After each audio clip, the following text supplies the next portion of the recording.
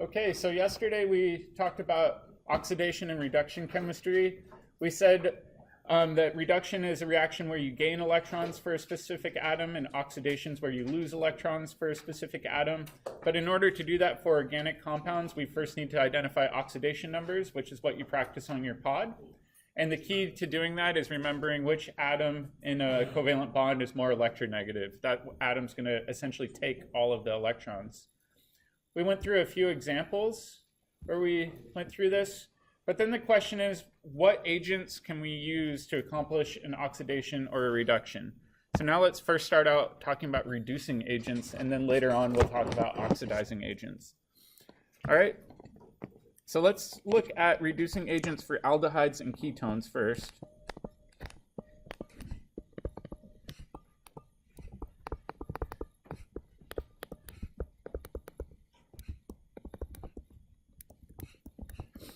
And these are specific to aldehydes and ketones. They won't necessarily work for things like esters and carboxylic acids or other carbonyl functional groups. So let's take an example here. What's the oxidation state for the central carbon for this ketone? It'd be +2, right? So if we look at this carbon right here, it'd be +2.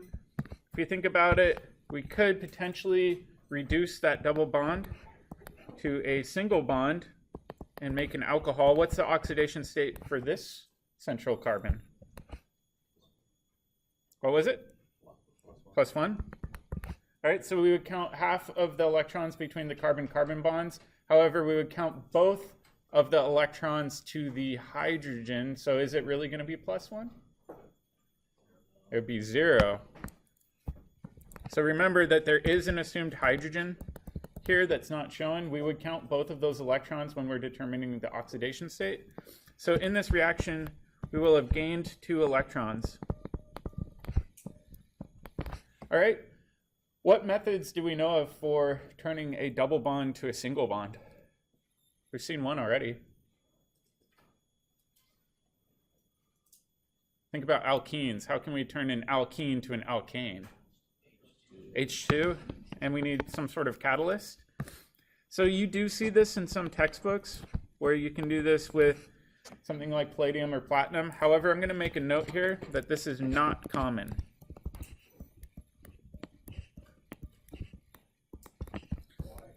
That's a good question. It requires really high pressure.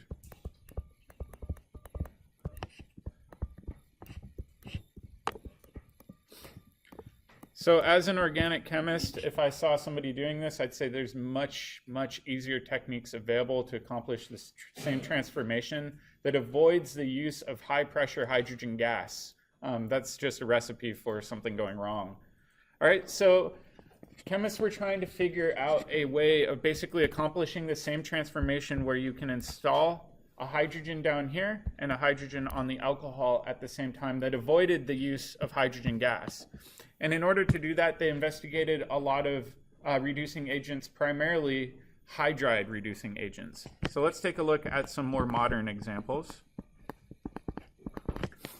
So in this example, instead of using hydrogen gas, we're going to use sodium borohydride.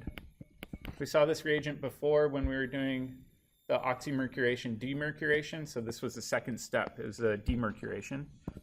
And then step 2, or I shouldn't even say step 2, the solvent in this case is going to be some sort of alcohol. When you do this reaction, just like before, you'll get the same product with the new hydrogen on there. So you'll be converting a ketone to an alcohol. And is this alcohol going to be primary, secondary, or tertiary? Be secondary, right? So if we look at the carbon where the alcohol is attached, it's attached to 2 other carbons, so this would be a secondary alcohol. And it would be a 2 electron reduction, kind of like we saw right above. We're going from a +2 oxidation state to a 0 for that oxidation state. Okay, we can do the same thing with aldehydes. In fact, aldehydes are even more reactive than ketones, and we'll talk about that later on this year. You can use sodium borohydride, some sort of alcohol-based solvent, but this time we're not going to make a primary or a secondary alcohol. We're going to make a primary alcohol, right? The carbon where the alcohol is coming off of right now is only bonded to one other carbon. So whenever we reduce aldehydes, we get a primary alcohol. Whoop. All right. My question for you is, we've seen previously in these two reactions we can make primary alcohols and secondary alcohols.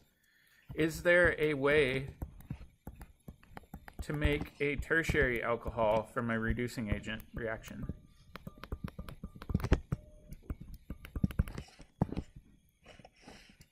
What sort of starting material would we need?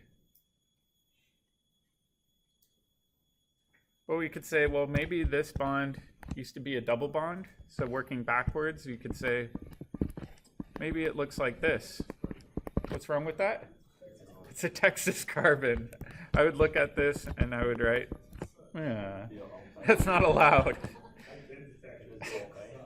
What was that?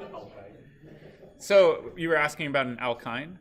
There's other ways of making tertiary alcohols that we'll get to later in this chapter, but unfortunately we cannot make tertiary alcohols from a reduction reaction.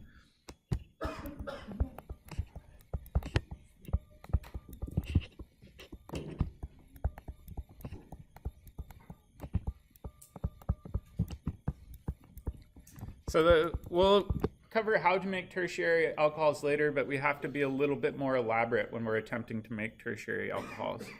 So now let's take a look at the mechanism for this reaction and try to figure out how both of those hydrogens get installed.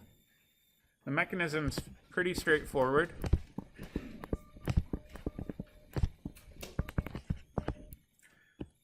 So we're going to start with the ketone. However, the mechanism's exactly the same for the aldehyde. And for right now, I'm going to show all of our different atoms individually labeled. So we'll start out with acetone, and then borohydride is BH4 minus. That's the anion component. And then sodium is just a spectator cation floating around. And when we look at acetone, where's the most electropositive atom, meaning the most electron deficient atom? Yeah, the carbon in the center, right? If we think about it, not only is oxygen way more electronegative than the carbon, but we also have a resonance structure where we could pull electron density up to that oxygen and give that carbon underneath it a partial positive charge. So the carbon underneath is really electron deficient. It wants some source of electrons. In this case, what we're going to do is essentially hijack an entire hydride. And it's important to remember, hydride is not the same as hydrogen or a proton for that matter. In this case, we're stealing the hydrogen atom and 2 electrons along with it. So in this reaction, this entire hydride group is going to swing in, attack that carbon, pick up electrons onto that oxygen.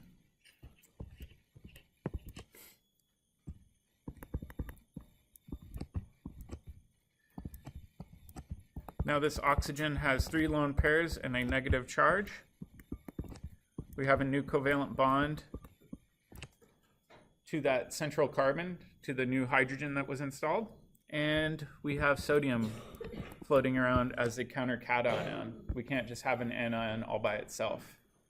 All right, then in the next step, we're actually going to use the solvent as a proton source. So like I said, typically this reaction is done with some sort of alcohol solvent.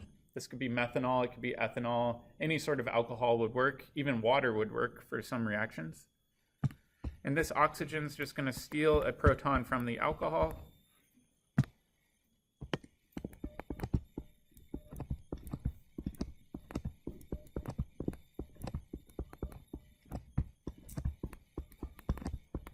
And we get to our secondary alcohol. Does that make sense? It's kind of confusing. We normally don't see hydride as a nucleophile. In fact, last term, and when we were talking about elimination chemistry, I said that H- is a really, really crummy nucleophile because it's insoluble. In this example, though, borohydride is quite soluble. And so it's basically acting as a transport agent for hydride, which in this case can be a nucleophile now that it's soluble. So it is a little bit confusing that way. Does this make sense? Okay, so I'll just make a note here that this is soluble source of hydride.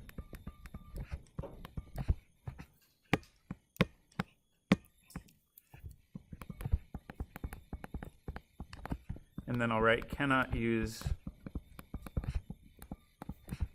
sodium hydride because that's not soluble. All right, so sodium borohydride's really nice for aldehydes and ketones, but whenever we need to reduce something like a carboxylic acid or an ester, we have to really amp things up. Sodium borohydride's not going to get the job done. So now let's switch gears and talk about those reducing agents.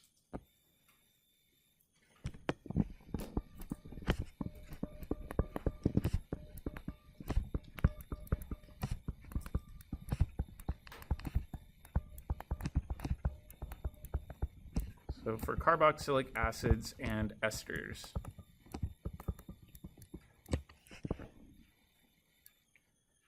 Okay. I'll show you the problem first, and then we'll look at the solution.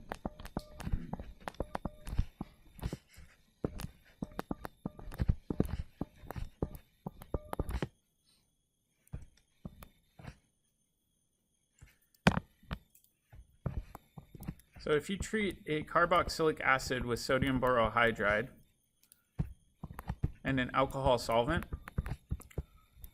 instead of getting a reduction reaction, all that's going to occur is a deprotonation.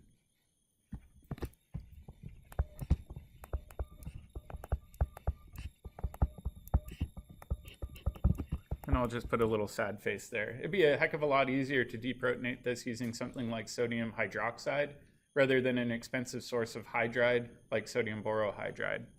Same thing is true of esters. If you take an ester and you treat this with sodium borohydride and an alcohol, instead you just get no reaction at all. So both of these created a conundrum for chemists. The simple workaround is to find a stronger reducing agent, one that's more aggressive with donating its hydrides.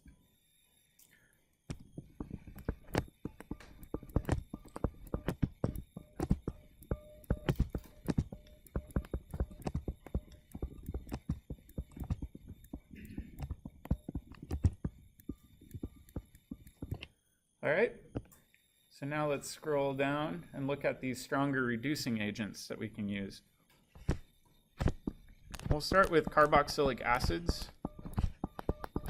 The reducing agent that we're going to use is called lithium aluminum hydride. Occasionally, people just call this LAH. You might see it in both forms. However, they're completely synonymous. So one's just shorthand. And then in step 2, we need to treat this with some sort of weak acid like water. And when we do this reaction, we're going to reduce the double bond in the carbonyl to a single bond, and we're going to install 2 new hydrogens. So we're going from a carboxylic acid to a primary alcohol. All right, we're going to cover this mechanism later.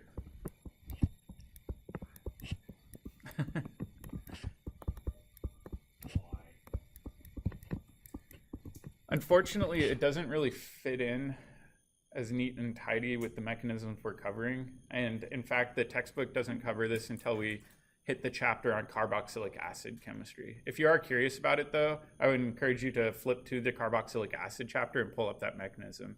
The lithium actually plays a crucial role in this. It coordinates with the oxygen on the carboxylic acid and helps the hydride get installed easier, if that makes any sense. All right. The second one is with an ester. This R group on your ester could be any sort of carbon-containing group, doesn't really matter. And we'll use the same reagents. We'll use LiAlH4 or you can just write LAH, followed by a water workup. And in this reaction, you're going to actually cleave this into two different pieces. So the left-hand side will become an alcohol. And then this part of your ester will actually pop off and become its own unique alcohol. In fact, let me put a prime here so that we know that those R groups aren't the same. So this becomes its own unique chunk. So we're splitting it into two different pieces. We'll get a primary alcohol here. This one we don't really know because we don't know the identity of the R group, but you can make a primary alcohol from an ester. All right, let's take a look at this mechanism for esters. We will cover this one because this one makes a lot more sense, and it's very similar to our last one.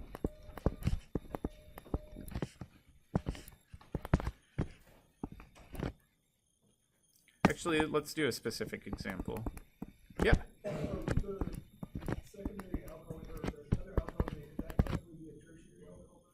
It could potentially, yeah. So if you've got a tert-butyl group in that R prime position, that would be a tertiary alcohol. Typically, though, this alcohol that's kicked off in this reduction reaction is just waste. It's usually not something you're interested in keeping necessarily. All right, so let's take a look at this ester. I'm going to, again, show all of our different atoms. And we're going to be using aluminum hydride, which is a lot like borohydride. The aluminum carries a formal negative charge, and we've got lithium around.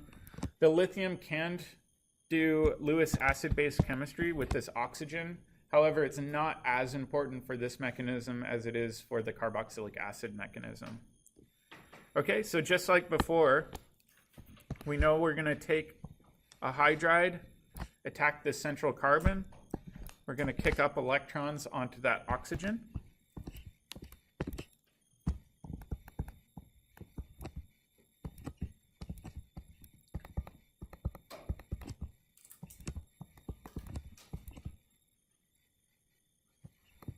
Actually, shoot, let me draw the carbon in there just to be consistent.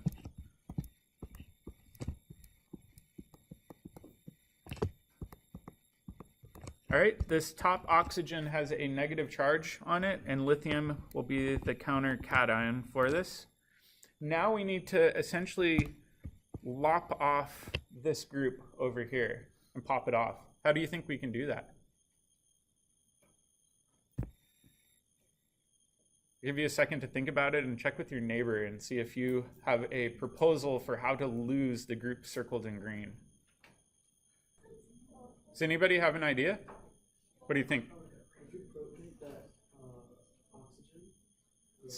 So that's one idea, is to protonate the oxygen, turn it into a better leaving group. However, I will say that at this point, it's actually a decent enough leaving group to fall off without it being protonated. So what do you think could shove it off? The electrons moving back down, exactly. So the negative charge here could dump down and just kick off that leaving group all in one step.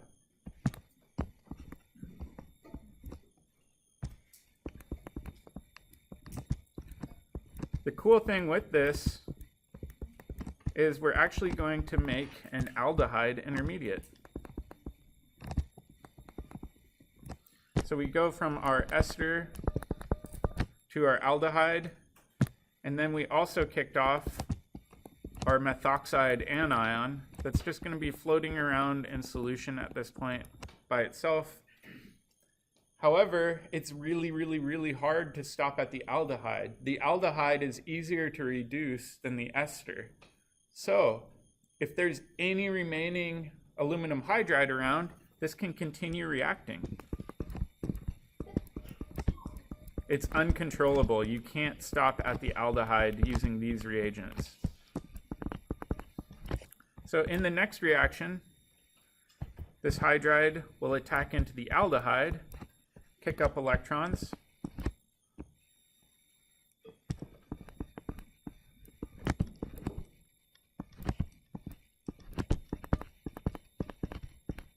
get another negative charge here.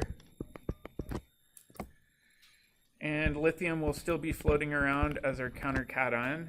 And now we're ready for step 2. So I'm going to purposely write step 2 underneath here,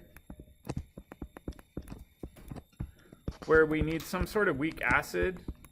Usually it's water. And that will donate its proton to that oxygen with the negative charge.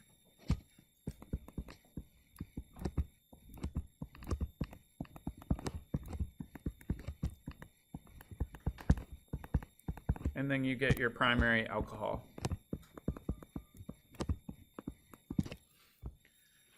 All right, does anybody have an idea why we separated this one into 2 steps versus the last one where we just had 1 step? It's a little bit tricky. Let's go way back up in our lecture notes. I'll go back down, don't worry. Oh, where'd it go? Oh, too far. There we go. This part right here with the problem. What did you notice in this reaction? Yeah, that these hydride reagents are also really good bases too. So the problem with lithium aluminum hydride is it is such a strong base, it'll instantly do acid-base chemistry with any sort of protic solvent that's around. Sodium borohydride isn't as strong of a base, so it won't react with your protic solvent very much. So down here, we do need to split it into 2 steps in order to prevent the lithium aluminum hydride in step 1 from deprotonating the water that we're using in step 2. So let's make a note here.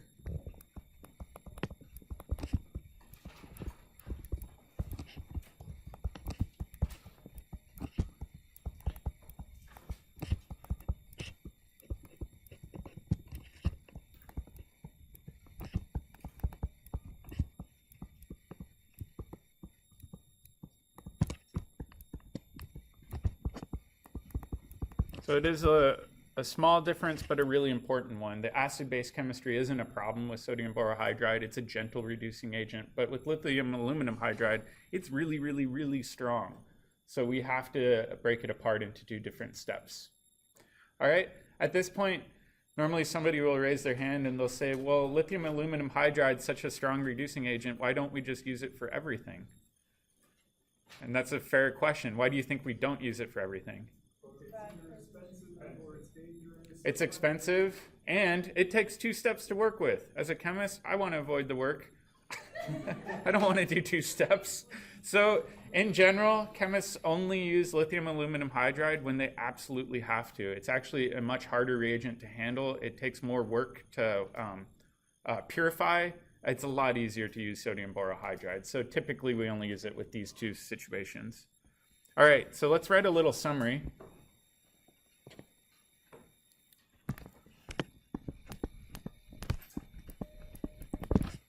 All right, so the most reactive of the carbonyls that we've seen are aldehydes. Second most reactive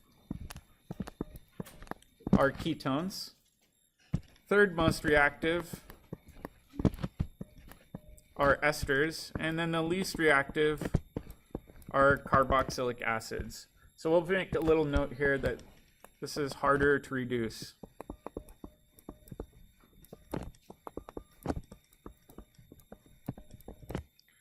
And then over here, we'll say the reaction with sodium borohydride.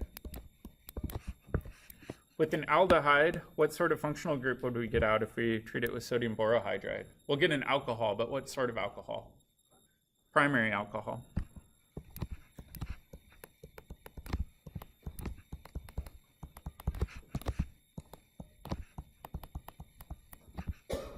All right, and with ketones, we'll get a secondary alcohol.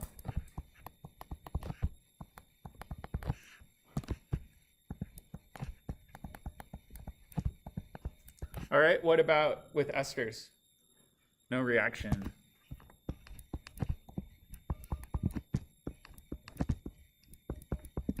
All right, and then over here, we'll do the reaction with LAH.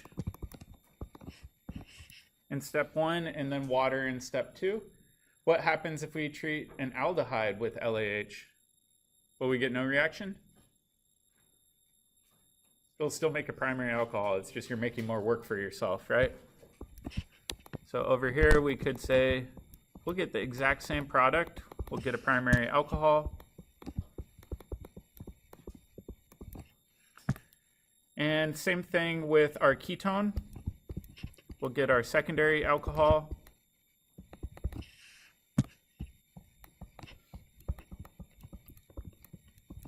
And then with our ester, we'll actually make our primary alcohol again. Oops.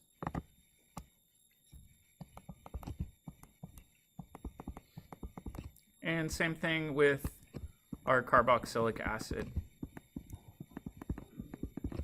Both of these will generate primary alcohols.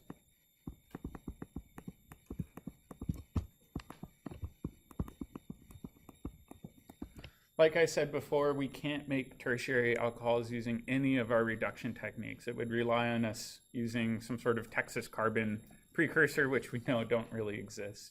So this is kind of a nice summary of everything that we've covered so far. All right. Question. Yeah. Should we include the other half of the carboxylic, the ester? Yeah, in general, it's a good idea to include the other alcohol, especially if it's a larger one. If it's a smaller one, let's say that our group that I circled in orange is a methyl group, you'd really just be making methanol. This would be a really tedious way of making methanol. I don't think it would be very worthwhile. So generally you only include it if that R group is quite large. All right. In fact, let's actually do a practice one. It's making me come up with a problem.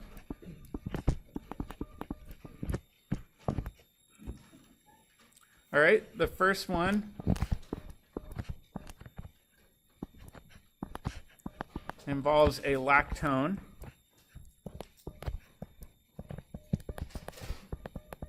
We'll use lithium aluminum hydride followed by water.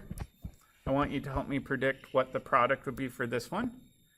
And then for our second one,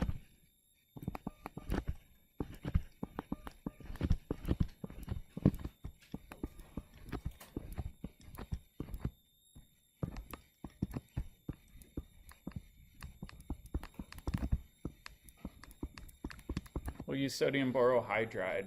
And again, let's try to predict our product.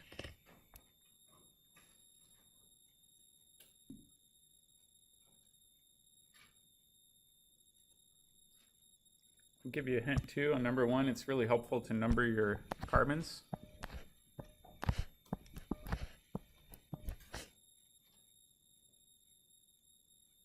Who thinks they got the first one? A few people? All right, let's just really quickly break down number 1. So let's think about the carbon I have indicated as number 1. That's this orange carbon right here. What will that turn into? It'll turn into a primary alcohol, right? We know esters, when they're reduced, will make a primary alcohol.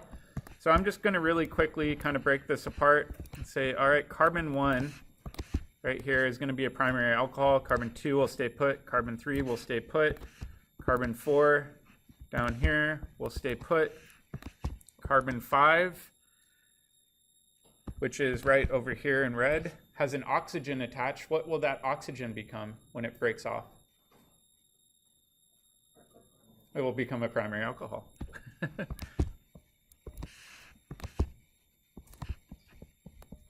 And there you go.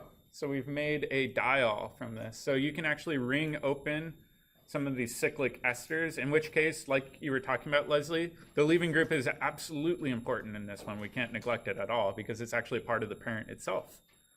All right, let's think about the second one. The second one, we've got sodium borohydride. Is it going to react with the aldehyde? Yes.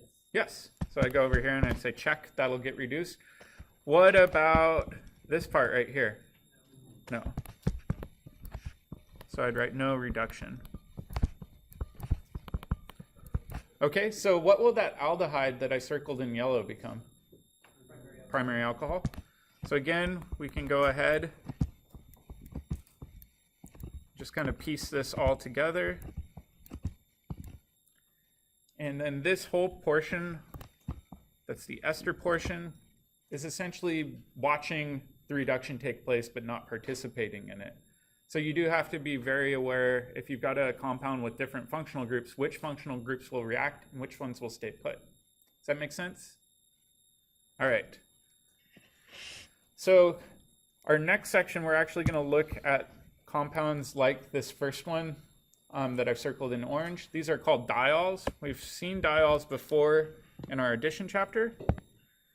We already reviewed it yesterday, but a diol is basically any compound that contains two different alcohols. In our addition chapter, we saw we could do this with osmium tetroxide or KMNO4 to make syn-diols. Or if we need the antidiol, we can treat it with MCPBA, acid, and water. All right, now what we need to get into is a little bit of the naming of diols. It's not as easy as naming simple alcohols.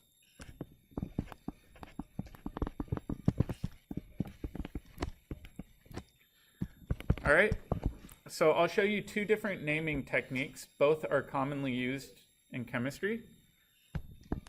And then we'll take the simplest diol. It's a 2-carbon diol. In this case, the longest continuous carbon chain containing both of the alcohols is only 2 carbons. So our parent is going to be an ethane. So what you could do is you can name this 1, 2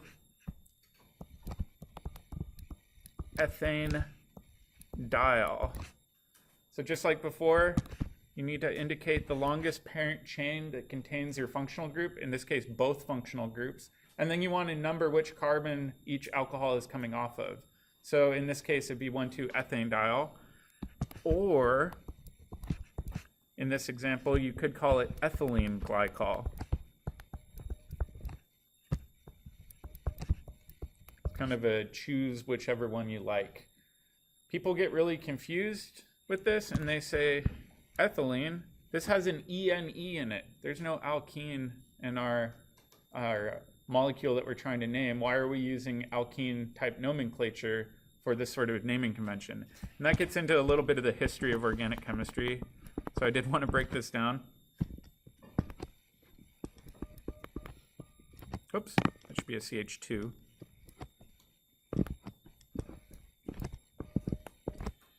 If you have a group like this where it's just a CH2 in between two functional groups, this is called a methylene group.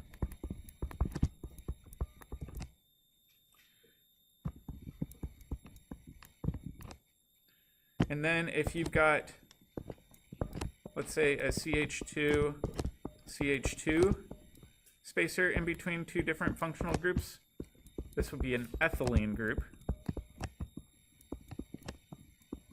And it has nothing to do with alkenes at all. In fact, you've seen this in lab already once. If you look at this molecule, where we have 2 chlorines on a central carbon, you could call this by 2 different names. You could call it dichloromethane,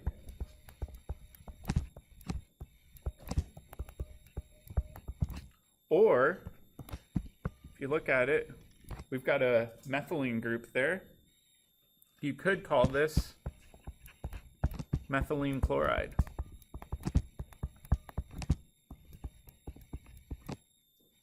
In fact, there should be a space there, methylene chloride. Does that make sense? So it is a little bit confusing. I know it's something that confused me a lot when I took organic chemistry. All right. Yeah. Yeah, that's a good point. So let's go back and break this down. Glycol is basically just code for a diol. It's just another name of calling something a diol. However, if you say ethylene diol, people would look at you funny. Glycol is the preferred system if you are using methylene or ethylene, or propylene for that matter. Yep. Glycol or Glycol, or there should be an, shit. I'm gonna have to remember and edit that out of the video. I think it's glycol. Let's see. Is it like that? This is gonna bug me now. I think it's glycol. Ethylene glycol sounds right. It's not yeah. There should be an L in there. Sorry. Anyways, this is a diol. All right. Sorry about my bad language. Moving forward, now that I've thoroughly embarrassed myself.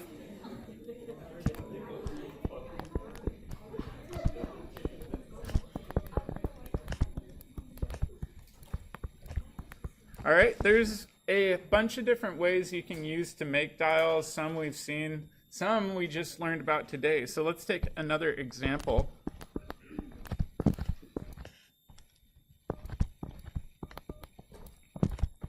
In this one, we can make a diol.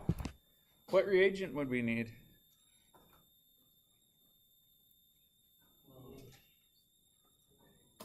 NABH4, right? We've got a ketone that we can react that works with NABH4, and we've got an aldehyde. And let's just use a simple alcohol in this case. And if we count our carbons, we know we're going 1, 2, 3, 4, 5, 6. I'm just arbitrarily numbering it at this point. We can change directions later on if needed. All right. 2, 4, 6. And we've got an alcohol coming off right here. That could be either a wedge or a dash, so let's keep that in mind. So I'll draw the second one underneath.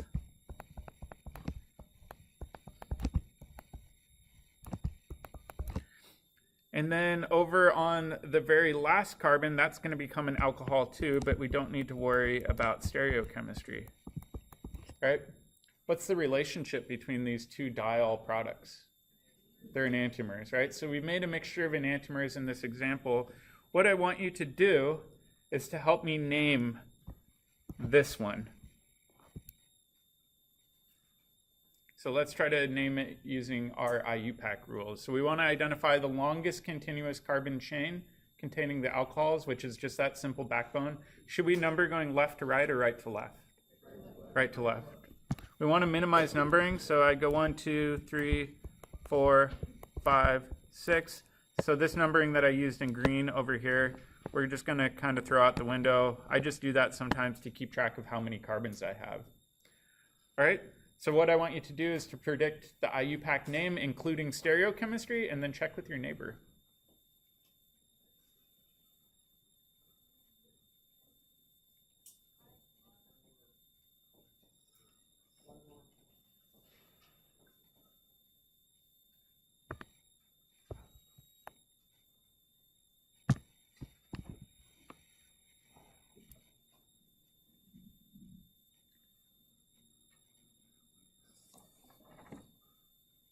Who thinks they got this one, the name? All right, so first things first, we've got a stereo center on carbon 5. In the top box, what would that stereo center be, R or S? R. We only have one stereo center, so we don't need to even number it. We can just say R. And then next we want to indicate the positions of our two alcohols. So I'd say 1, 5. Our parent is 6 carbons long.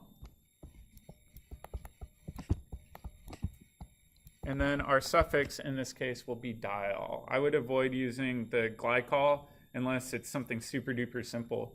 And then down here, this obviously would be the enantiomer, so we'd say S15 hexane diol. Does that make sense? All right, let's do one more practice. Yeah? What are the other functional groups coming on label, we number the alcohol class? That's a good question. So the question is, what do you do if you have other functional groups? It gets into the nitty-gritty IUPAC rules. There's actual priorities of functional groups. So some functional groups take priority over others, in which case if you have a higher priority functional group, the alcohols get referred to as hydroxy substituents. We're really not going to get into that for right now. I just want you to know basic naming of simple diols. All right, let's do one last practice, and then we'll call it quits. All right, in this one, I'm not going to expect you to name it, because it's one of those more complicated examples.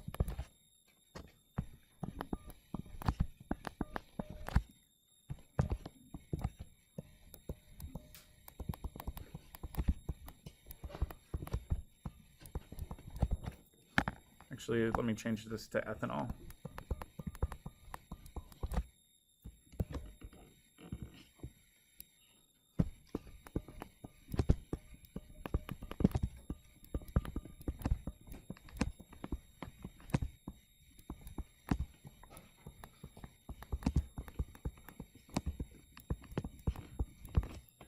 Don't worry about stereochemistry for your final product, but I want you to help me determine how many possible stereoisomers you could get out for this reaction.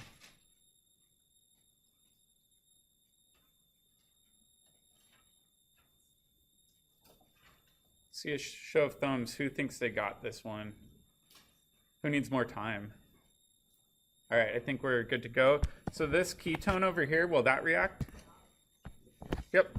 What about this middle one? Yep. What about this ester over here? No reaction. All right, so if we work through this, we can really quickly draw out our backbone. That ester on the far right-hand side is going to be unreactive. However, we will have an alcohol there, and we will have an alcohol here. All right, so how many stereoisomers will we get out for this reaction? 4? Okay, so let's double check and review. We've got 2 different stereocenters. If you remember way back to first term, you can take 2 raised to the n. So in this case, it's going to be 2 to the second, which is going to be 4 stereoisomers.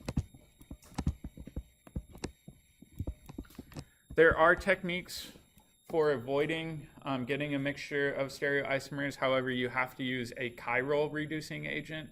In this case, sodium borohydride is achiral and therefore can't impart chirality to the things it's reducing. I think that's where we'll stop today. Tomorrow when we come back, we'll talk about how to make tertiary alcohols. Yeah. You don't need to show the mechanism for the pod, but intermediates, please.